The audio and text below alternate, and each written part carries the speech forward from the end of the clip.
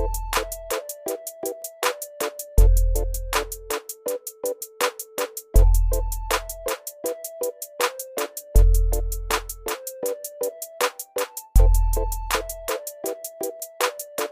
pertanyaannya.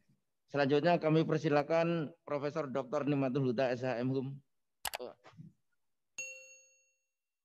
Oh ya, enggak ini Prof Nasir dulu ya. Anda sudah masuk Prof Nasir. Prof Nasir, Waalaikumsalam. Sudah? Ya. Saya persilakan kepada Pak Dr. Nasir untuk memberikan pertanyaan. Dipersilakan, Bro. Baik, terima kasih Pak.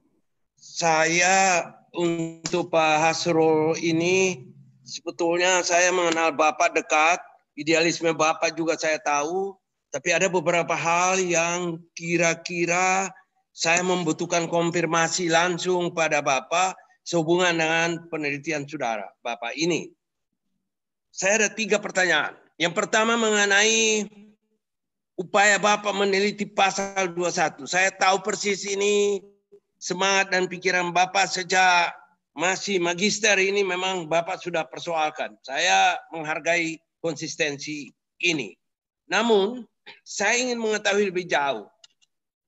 Apakah saudara sependapat dengan saya bahwa pencantuman pasal 21 di dalam Undang-Undang Nomor 44 2009 ini adalah bagian daripada sebuah indikasi pengkhianatan terhadap implementasi Pancasila dalam kehidupan kemasyarakatan sehari-hari. Itu dulu. Saya pingin tahu itu.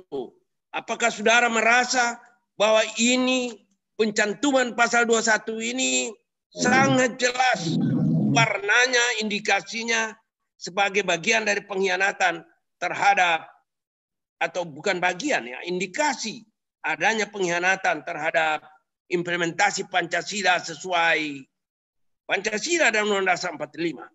Tolong saudara ucapkan sampai jawab. Langsung ya Prof ya. Ya. Terima kasih Prof. Salam hormat Prof. Jadi begini Prof. Ini pada konteksnya itu kan batin manusia itu kan hanya manusia itu dengan Tuhan yang tahu. Tapi dalam pidato kali ini Prof. Nasri memaksa saya untuk saya membuka batin saya sebenarnya. Jadi dalam konteks sependapat melihat dari isi disertasi saya maka jawabannya adalah sependapat. Nah, tapi sependapat itu kemudian saya punya bangunan argumentasi tersendiri dengan solusi. Artinya begini bahwa konteks kapitalisme dan liberalisme jelas secara ideologi tidak sesuai dan kita tidak sepakat dan bisa juga saya membenarkan bahwa apa yang barusan disampaikan Pak Nasir adalah benar. Nah, tapi dalam konteks global, Indonesia ini masuk dalam negara global juga tidak bisa kemudian jauh dari proses globalisasi yang di dalamnya ada liberalisme dan kapitalisme di segala lini termasuk juga kesehatan. Tapi negara juga harus mengatur terkait dengan dan memperkuat rumah sakit, yayasan dan perkumpulan. Karena ini nanti kemudian dia mempunyai kesesuaian secara konstitusional dengan pasal 28C Undang-Undang Dasar 1945. Karena yang saya tahu bahwa dalam pasal 28C Undang-Undang Dasar 1945 itu jelas bahwa negara itu membolehkan adanya asas kolektivitas. Artinya seluruh masyarakat itu punya hak untuk memajukan negaranya, termasuk juga dalam membantu pemerintah dalam pelayanan kesehatan. Hanya perlu diingat bahwa kalau kita kembali dalam konteks pemaparan Prof. Kailan bahwa Indonesia ini dia mengakui hak individual. Karena manusia itu dia memiliki hak secara alamiah dan kodrat. Tapi ya, saya kira udah cukup Pak. Saya sudah menangkap. Alasan Bapak. Ya, saya menangkap kenapa memasukkan PT tapi tidak memasukkan di dalam badan hukum yang lain. Itu saya dapat memahami cara berpikir ini. Pertanyaan saya kedua. Pak Hasrul, pada tahun 2008-2009 saya termasuk orang yang diminta pertama kali menulis draft 1 tentang rencana undang-undang ini. Tapi kemudian ternyata draft yang kita buat itu sungguh berbeda dengan hasil akhir. Nah, saya ingin mengatakan begini. Ketika saudara pada halaman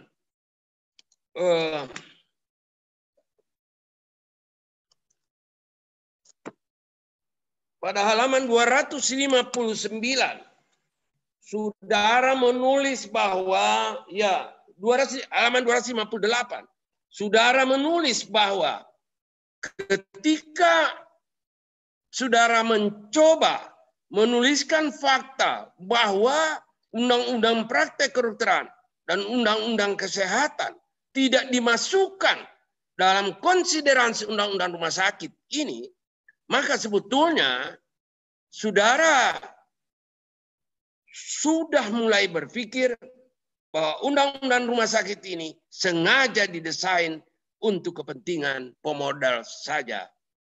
Memang kita sangat curiga.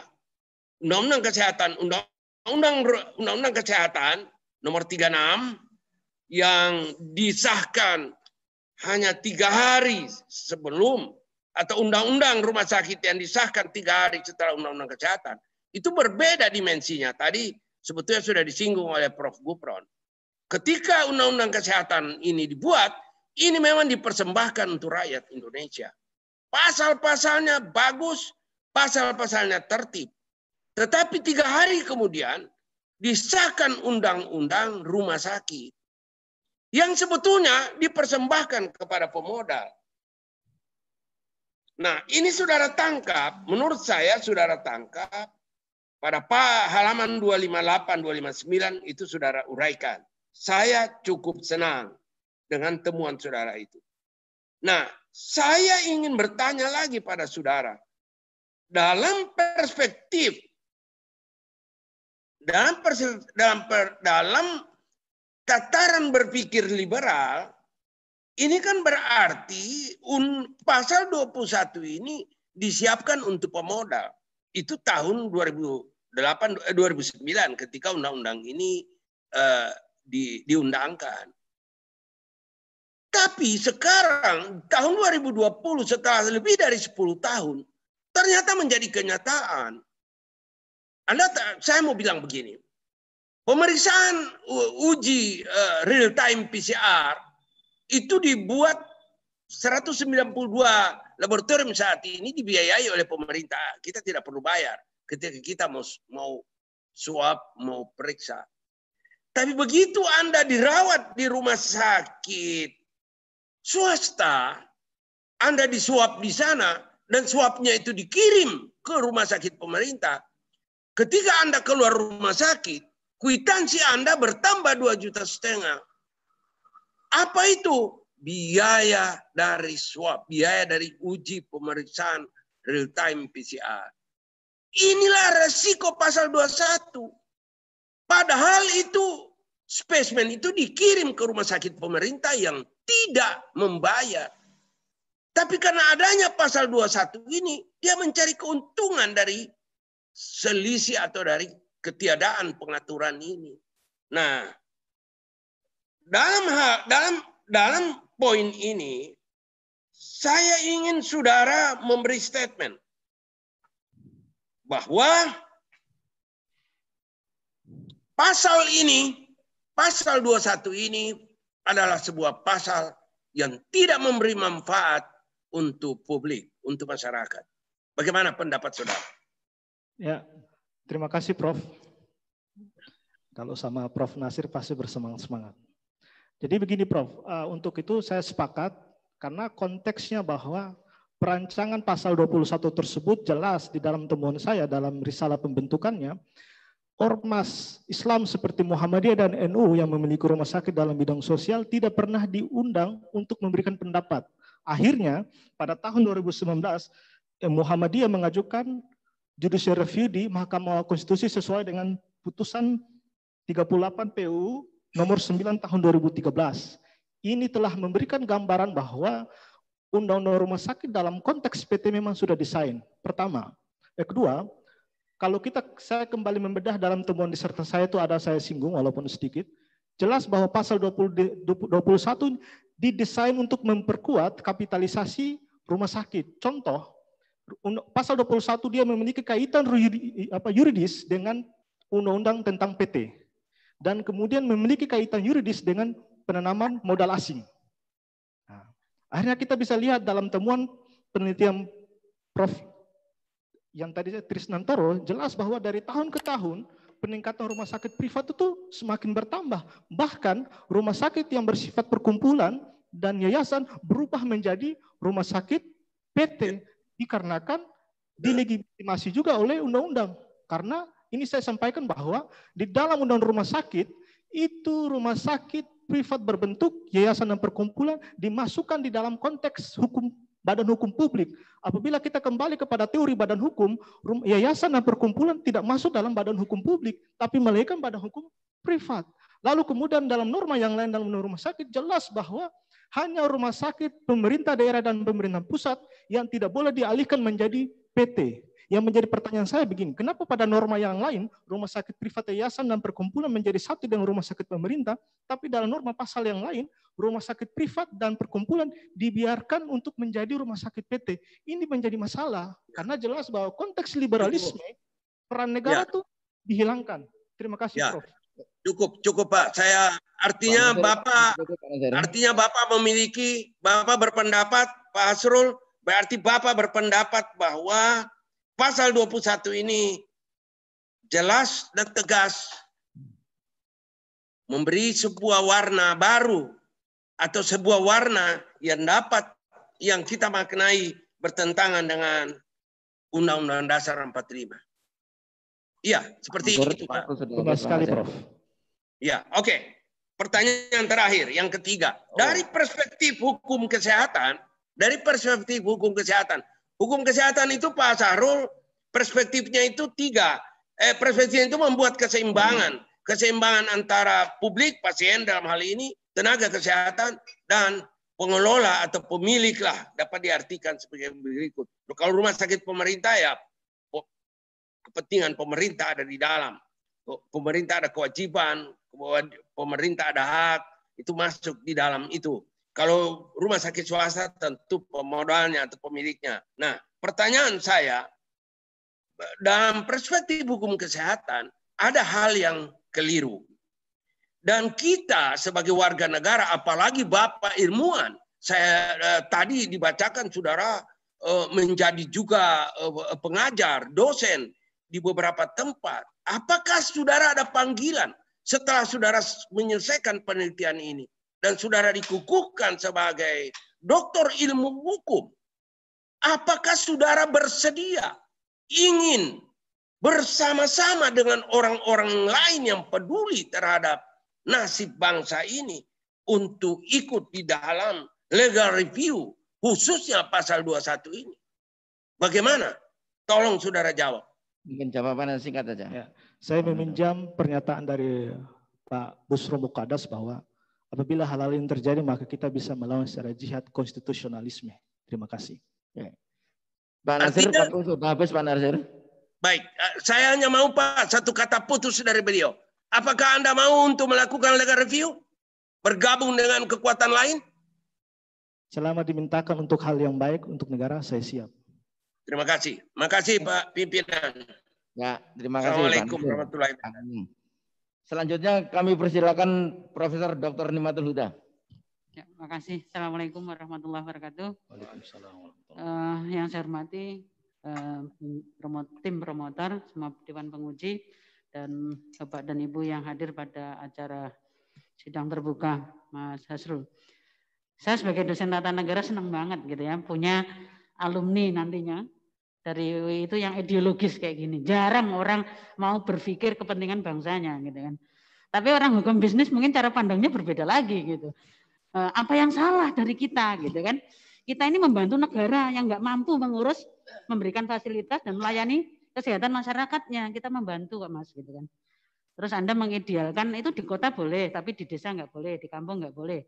Saya nggak mau Mas investasi di desa, saya maunya investasi di kota gitu kan. Nah akhirnya tarikan antara perdata dengan hukum bisnis, dengan hukum ideologis Anda tadi, tata negaranya yang kental sekali gitu ya. Terus tantangan Pak Nasir, Anda harus judicial review ke MK. Seperti di sidang tertutup saya mengatakan, ini harusnya di judicial review yang kayak gini nih gitu kan. Tapi justru Pak Wamen tadi lebih liberal lagi gitu. Cabut undang-undang ini gitu. Undang-undang ini udah nggak relevan. Di masa yang kayak gini ini malah kayak gitu, gitu kan. Nah sekarang posisi si peneliti ini, saya membaca kesimpulan Anda nomor 2, itu Anda sangat berani mengatakan di situ pemerintah itu ingin lepas tangan. Lempar tanggung jawab dari konteks pasal 34 ayat 3 gitu ya. Nah kalau begitu itu sebenarnya lempar tanggung jawab atau kalah dalam dominasi politik ketika merumuskan undang-undang itu. Oke, terima kasih Prof. Ini pertanyaan yang sangat berharga. Tapi untuk menjawab ini saya tidak memilih antara dua pertanyaan tadi. Saya langsung bisa menjawab dua-duanya. Begini Prof. Pemerintah dalam posisi ingin melepaskan tanggung jawabnya sekaligus kalah dalam dominasi pembentukan hukumnya. Seperti itu Prof. Karena jelas di dalam rapat risalah pembentukan undang itu jelas bahwa ini dilepaskan karena pemerintah kemudian hanya menempel rumah sakit privatin dengan tempelan lipstik CSR.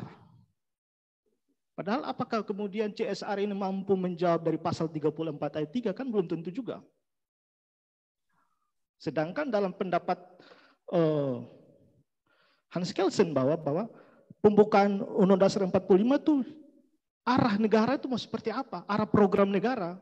Artinya apa bahwa Hans Kelsen yang positivistik pun dia masih punya jiwa ideologi kebangsaannya masih ada. Apalagi kita negara Pancasila, kok lebih jahat daripada positivistik seperti itu, Prof. Oke, saya melanjutkan statement dari Pak Nasir ya. Sebenarnya Pak Nasir itu sekarang gelisah karena gugus tugas itu sudah dikesampingkan kesehatannya menjadi komite, gitu.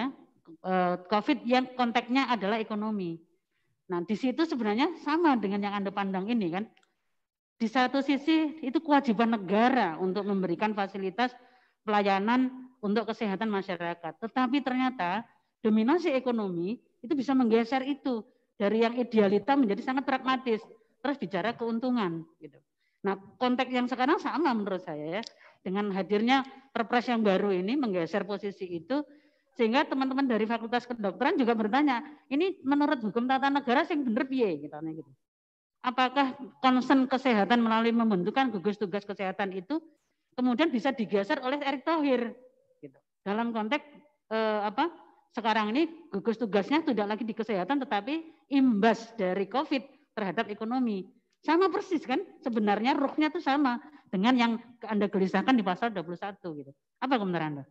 Nah, jadi gini Prof, itu saya lihat bahwa ketika suatu negara didominasi oleh paham liberalisme dan kapitalisme dalam pelayanan kesehatan, maka nanti setiap produk hukumnya sampai ke bawah peraturan Menkesnya itu tidak akan berlaku. Contoh, Menteri Kesehatan kemarin mengeluarkan bahwa standar pembayaran rapid test. Tapi ketika kebijakan itu dikeluar, tidak serta-merta kemudian di seluruh Indonesia mengikuti itu. Maskapai A menawarkan dengan harga yang berbeda. Rumah sakit pemerintah menawarkan harga dengan berbeda. Rumah sakit privat berbentuk PT dengan harga berbeda. Begitu juga dengan yayasan dan perkumpulan. Artinya apa? Bahwa sadar atau tidak sadar bahwa konteks liberalisme dan kapitalisme dalam pasal 21, dia memberi efek domino yang sangat luas. Efek dominonya apa? Bahwa pelayanan kesehatan dia sudah menjadi market. Jadi kesehatan orang itu menjadi objek untuk keuntungan. Padahal konteks kalau kita kembali dalam filosofi pelayanan kesehatan itu altruism. Kalau kita kembali dalam sumpah profesi kedokteran, saya ngambil dari dokter punya, itu jelas bahwa kesehatan itu adalah kemanusiaan. Nah, pada konteks corona COVID-19 ini kan kita kan sedang bertarung diperlihatkan sebenarnya wajah politik hukum negara ini seperti apa? Apakah benar-benar Pancasila dan Undang-Undang Dasar 45 itu menjadi dasar hukum Indonesia atau kemudian hanya menjadi pemanis bibir seperti itu? Terima kasih Prof. Terima kasih. Selesai. Assalamualaikum warahmatullahi wabarakatuh. Waalaikumsalam. Terima kasih Prof. Nima. Selanjutnya kepada Bapak Hanafi Amrani Esa MH LLM PhD, dipersilakan. Terima kasih ke Pak Ketua, tim promotor, dan Dewan Penguji yang saya hormati serta hadirin. Saya melanjutkan pertanyaan, simpel saja, mungkin mudah saja. Anda mengatakan bahwa rumah sakit privat yang berbentuk PT itu tidak berorientasi pada sosial dan kemanusiaan. Itu sebenarnya apa benar? Karena Anda beralasan ini kapitalisme, liberalisme. Kemudian juga mengemukakan bahwa kasus-kasus yang terjadi profit oriented dan dokter rumah sakit mengejar setoran. Nah, apakah Anda pernah membandingkan dengan rumah sakit yang ada di luar negeri? Yang orientasinya seperti ini saya kira PT juga. Apakah mereka tidak punya nilai-nilai sosial dan kemanusiaan? Yang saya alami di sana dokter-dokternya justru sangat integritas.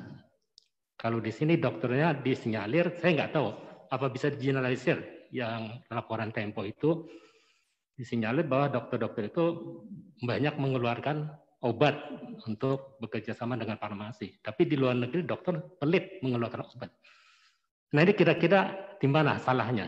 Sama-sama dengan sistem seperti itu diterapkan di Indonesia kok jadi begini, diterapkan di luar negeri kok beda. Moga. Oke, terima kasih Prof. Jadi gini, untuk menjawab yang pertama saya meminjam kutipan pendapat Profesor Tabrani dan Profesor lupa saya yang di dalam pernyataannya itu dimuat di dalam risalah pembentukan undang rumah sakit. Jadi mengapa kemudian di luar negeri itu negaranya menganut liberal kapitalisme, tapi kemudian pemenuhan kesehatan itu bisa terpenuhi.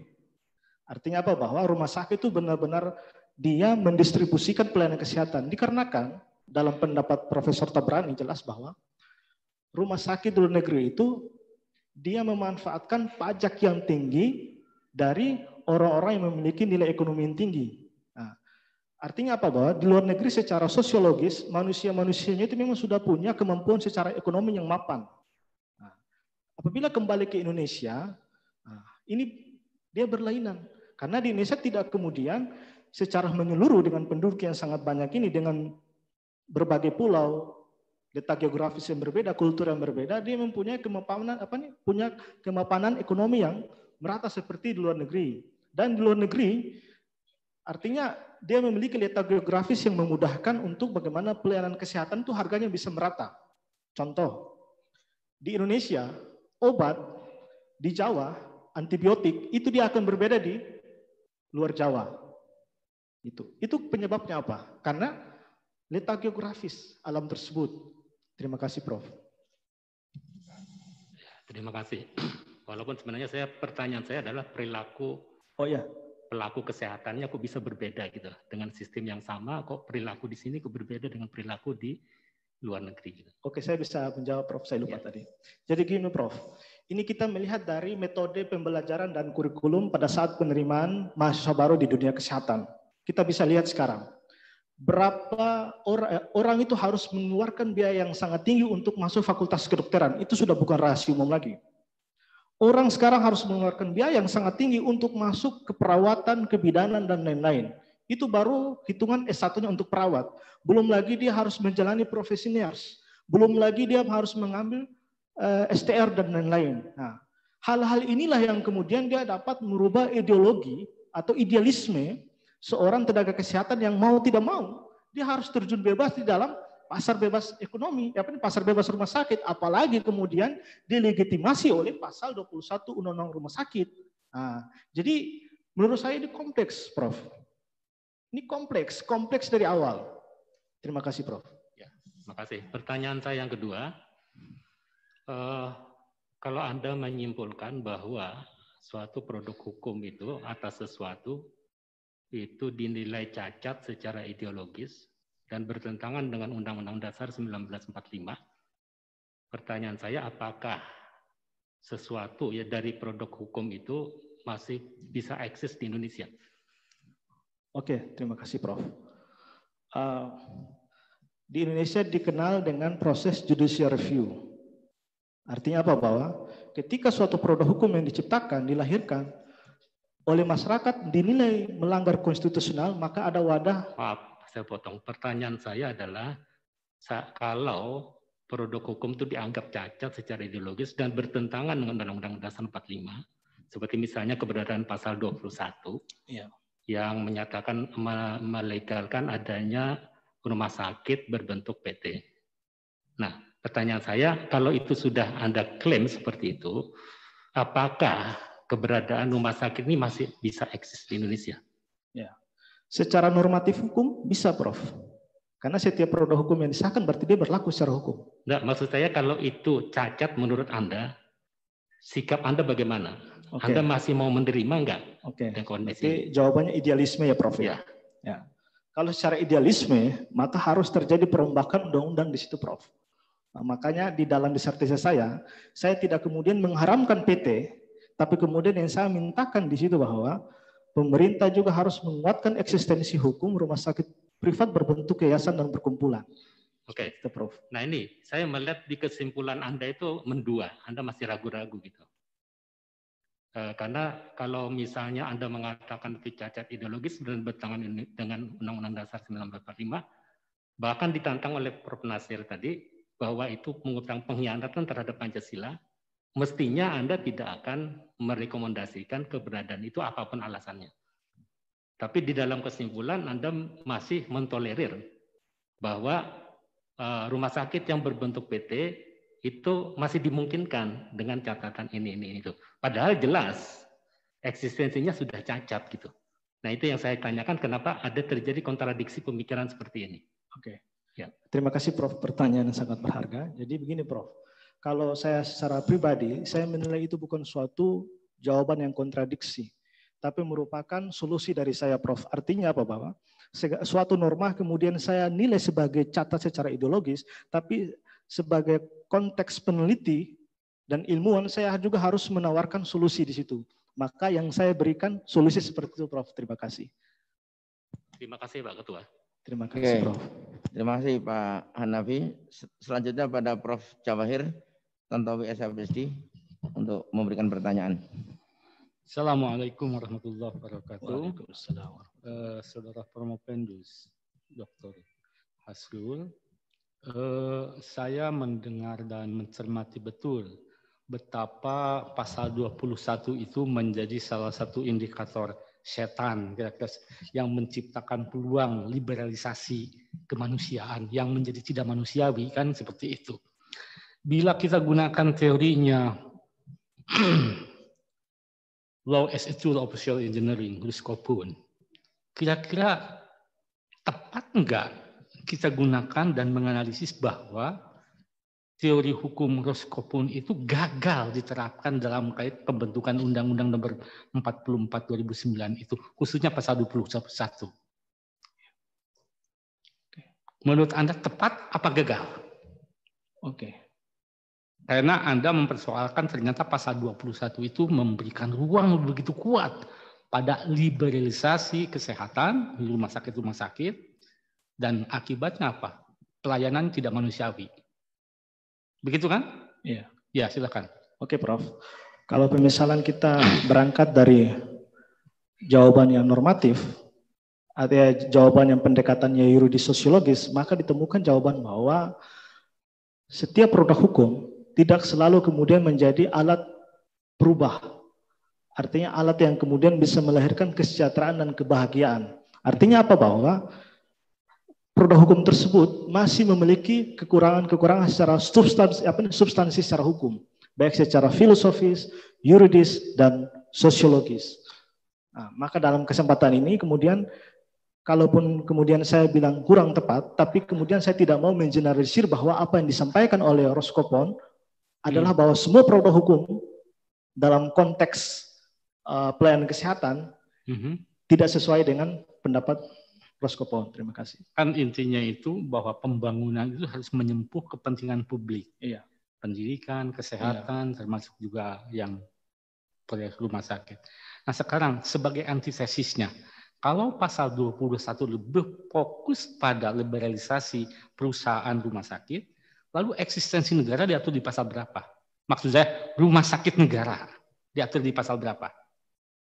Rumah sakit negara kan diatur di dalam pasal 7 kalau tidak salah undang rumah sakit. Jadi kan rumah sakit kan dalam undang rumah sakit kan membagi rumah sakit dalam 2 pengelolaan. Nah, Rumah sakit publik dan privat. Privat kemudian normanya lebih lanjut diatur dalam pasal 21. oke, berarti punya pasal tersendiri. Kalau punya pasal tersendiri, lalu fungsinya agak mirip-mirip atau negara jauh lebih baik pelayanan terhadap masyarakat? Oke, Prof.